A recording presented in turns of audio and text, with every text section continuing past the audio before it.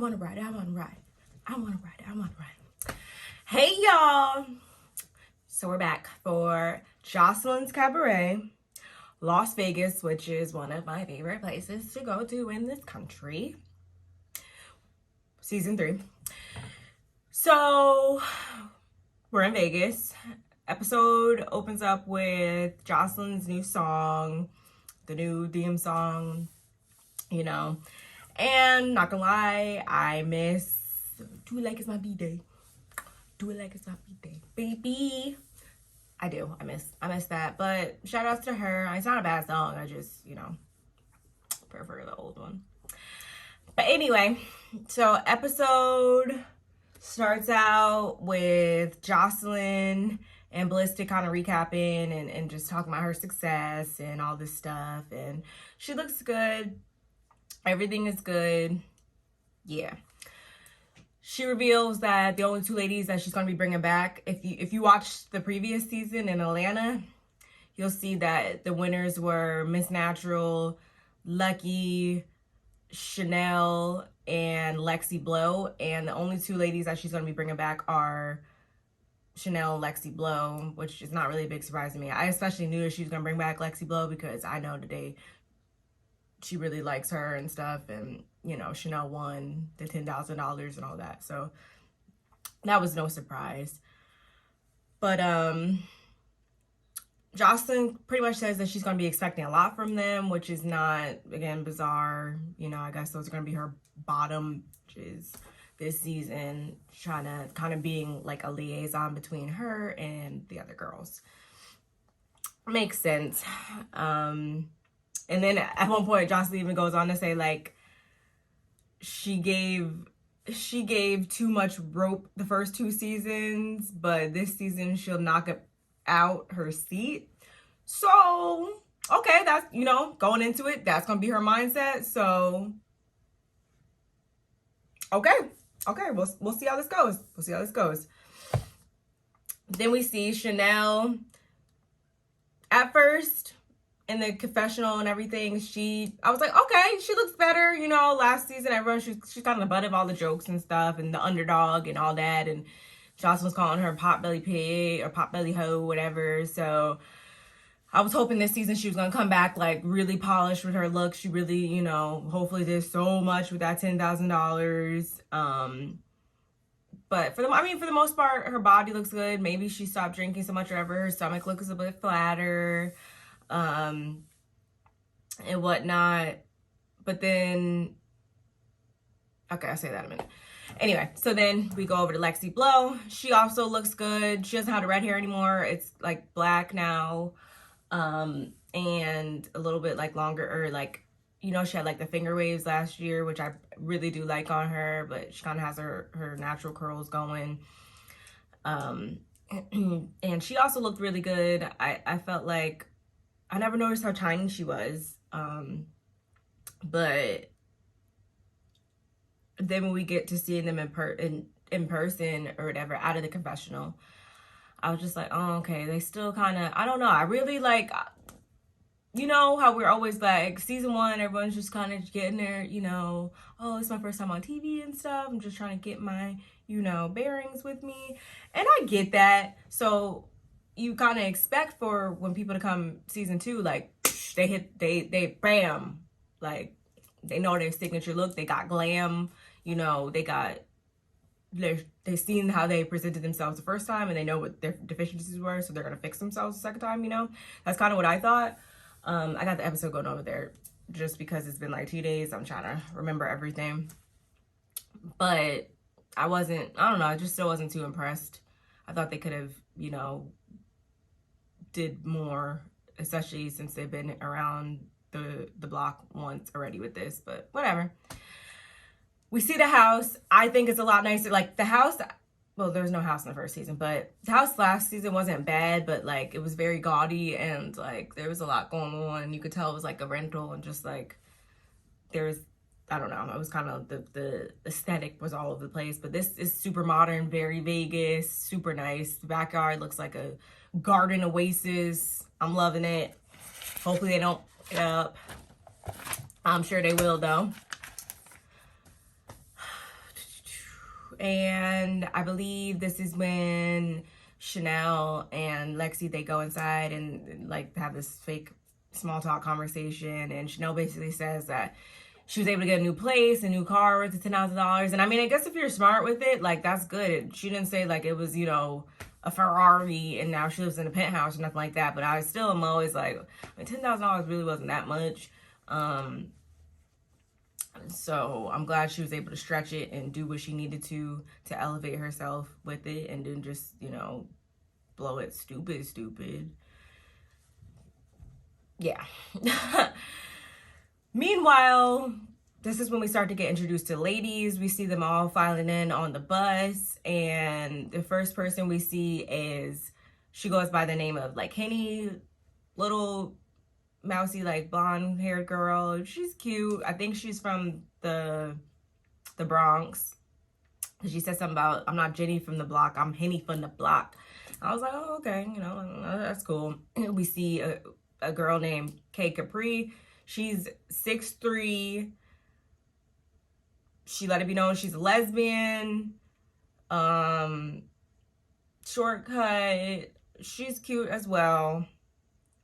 And she actually revealed some more stuff that she went through to get to this point later on in the episode, which I was like, okay, whoa, that's a lot. Then we see Amber. She's from Chicago. She thinks she's sexy. I'm just writing down like, I'm literally just reading from my notes what these women said about themselves. This is not my own words. This is literally what they were saying. Then we see Miss Wet Wet. To me, she looks very young, and I also could not tell if she like had clear braces or had braces or whatever. Like I was in her mouth trying to figure out what was going on there. But she looks very young, but her titties don't look young. Like they're like boom in your face. So, but at the same time, later on in the episode, when we see them in different light, I couldn't really tell if she looks old or young at that point. I don't know. All I know is she had Paris and London sitting on her chest, and they're only 5 months old. And I guess they're going to be, you know, they're going to be making their debut shortly. And me and my husband, it's crazy. Me and my husband actually had a bet on how many episodes or how many minutes in we would get before we see somebody's twins. And I forgot to capture at what moment we saw Paris and London, but they made their debut episode 1. We also see Gaia Love. She's a Christian porn star, but she also practices celibacy. So I'm like kind of confused on how all those things go together. If you know, can you please put it down in the comments below, because inquiring minds such as myself would like to know. Yeah, so we'll just leave it at that. Oh, she also says something along the lines of, yeah, let's go beat up a white guy and take his bunny or something. Like, what? Okay.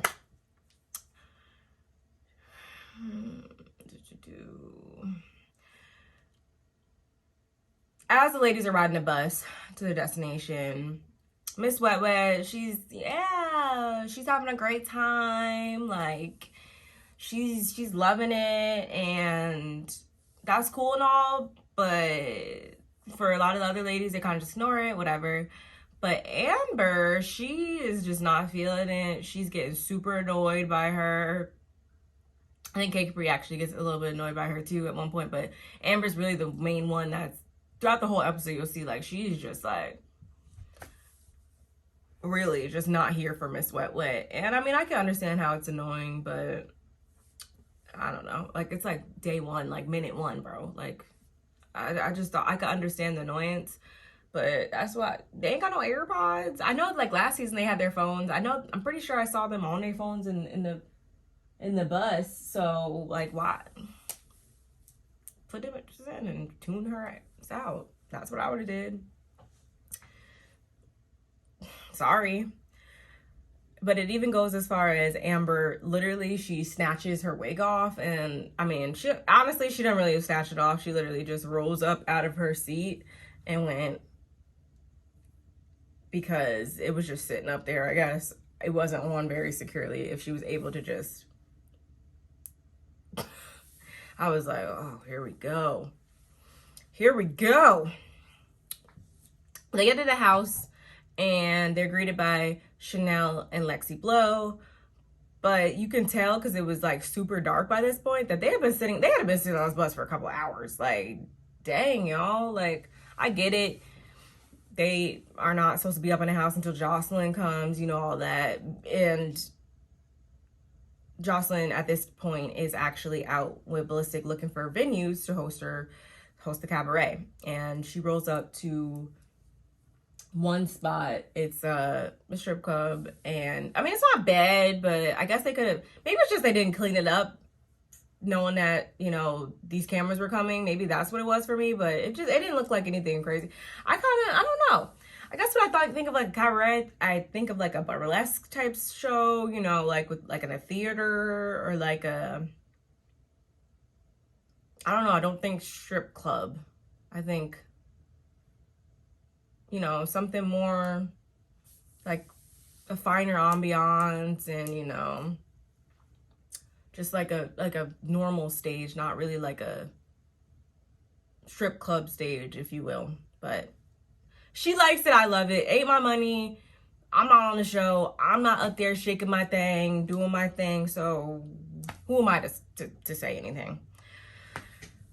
But they come out, and Joseline calls Chanel and Lexi to let the girls know that she wants to do the photo shoot tonight, like the initial photo shoot or whatever, which is, I mean, okay, cool, whatever. So they still not coming inside, and I'm like, man, I don't know. They probably tired. I know they're tired, because Kate Capri actually goes on to say that at 6 in the morning or whatever, when she went to catch her flight, she was actually beat up by her ex-girlfriend. So I'm sure we'll hear more about that later on, and maybe that's why she was, you know, just kind of off during the episode by herself, and just kind of going through her own, you know, internal thoughts and struggles at that moment. And I'm sure, again, we'll hear more about that. And it was very unfortunate to hear that happened. Like, literally, you're about to go do something, like you're excited for it, and then everything just kind of breaks loose at the last moment. Like, so I definitely felt her on that. But before I think it was either when they got to the photo shoot or before they left, we meet a couple more of the ladies. I don't know if we met, I think at this point we met everyone, but we meet Riri. She just, all I wrote was blonde hair, blue eyed. She didn't really say much, I think, about herself. We meet Jordan. She says something as along the lines of she doesn't mind putting on a show. And we meet Lollipop, and all she really said was along the lines of knowing she looked good. She knows she looked good. So, okay. But they get to the photo shoot. They're getting hair and makeup done. And Chanel, like I said before, I was like, oh, you know, maybe she slowed down on the drinking and stuff like that. But no, she lets it be known that she already had 6 shots of Casamigos by this point. So I'm like, oh, okay. And everybody's kind of, you know, getting into, some of the ladies are saying, you know, okay, like, this is, you know, photo shoot, that's my second home. You know, I'm not new to this, I'm true to this. Like, they're good, they're at home, everything's cool. Other ladies are kind of like, okay, I haven't done this in a while. So we got a little bit of everything. And that's also a good thing, I will say too, is that this season we kind of get a wider array of women than we did like in the previous seasons. We got a little bit of just literally everybody's taste. I think we have that. So that's cool. We also meet Black Diamond and Raven, who, those two, just my own personal thoughts and feelings, I feel like those two are the most polished looking, and they're the ones that my eyes gravitated to first, and we're just like, okay, I think that just in how they're presenting themselves in this exact moment, they could take that and look like they're ready to get on stage and actually be up there, like, ready to go, possibly, look-wise. We have not seen these ladies dance or do anything at this point, so we'll revisit that in the upcoming episodes, I'm sure. But this is kind of when things start to just completely go left, because Amber, again, is still just not here for Miss Wet Wet. And they kind of start, like, one's over here, like, Miss Wet Wet's still doing her thing. Like, they're taking pictures at this point, you know. And Amber is just over there fuming, like, she's just like, oh, she won't stop. And we actually find out that in Amber's opinion, she felt as though that morning when they were leaving the hotel or whatever, like, she was doing, Wet Wet was doing the most, and she felt as though it may have, like, brought a negative image for Joseline's Cabaret and all that. Like, she felt as though that, I guess, they needed to be carrying themselves a certain way, and how Wet Wet was presenting herself and acting was not, it did not match up with how they should be trying to portray themselves. So I mean, I get that, but again, like, I just didn't think it needed to escalate to these points in episode 1. I think it was kind of just stupid. And I'm also kind of afraid, or kind of like, I hope that, and you see it with multiple shows at this point, and I mean, it's not really that surprising at the same time, that after a while, a lot of these shows, like, as the seasons go on, the cast tries to, like, one up the last season, or, like, purposely try to make things for good TV, or, you know, whatever. So I hope that's not what's happening, but a part of me thinks, like, a little bit deep down inside, that that's kind of what's happening. And Amber even calls her, like, a boss tech knockoff, which I was kind of like, what exactly does she mean by that then? Like, cause whatever. But at one point, she literally tries to run up on her, and I think that they really did start fighting, and each of them takes the other one's wig off and all this other stuff, and then boom, bam, this is when we see Wet Wet's titties again. Well, bare titties at this point. They look nice, I'm not gonna lie. Nothing wrong with them. She paid good money for them, and they look good, but I'm like, bro. And they had to literally be like, bro, put your titties away. And that's kind of where it left off, just them kind of going back and forth. And I think we see Joseline come in next week's episode, and I wonder, I think she tells Amber to go away, or, like, I don't know where that's going to exactly go. But I hope, for Amber's own personal benefit, that she kind of tones it down, just because don't let nobody try you, but at the same time, don't be a bully. You don't want to be portrayed as a bully or anything like that. So I just hope she knows how she's coming off, and is cognizant of the image that she's now putting out there too, because it's not about, like, what's out there, it's about how you respond and stuff like that. That's more of a reflection of your own character at that point. So I don't know, y'all, we'll see. But I mean, this was a good first episode. I was super annoyed at first because it was 8 o'clock and Zeus went down, but hopefully that doesn't happen this week. It is what it is, but I enjoyed. Let me know how you felt about this episode, as well as my review, and I'll catch you next week. Don't forget to like, comment, and subscribe, and thanks for watching my video. Peace, y'all.